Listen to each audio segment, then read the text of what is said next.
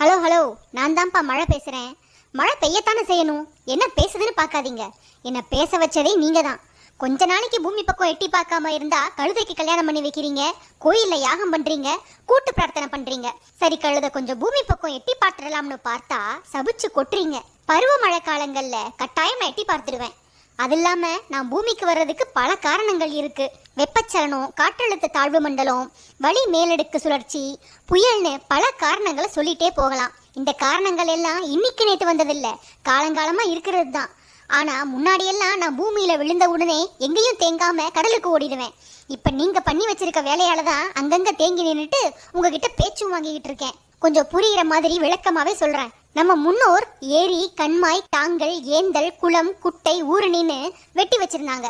ஒவ்வொரு நீர்நிலையும் நிரம்பி அடுத்த நீர்நிலைக்கு தண்ணீர் போற மாதிரி வாய்க்கால், கால்வாயின்னு வெட்டி வச்சிருந்தாங்க. இதெல்லாம் ஒன்னா சேர்ந்து 6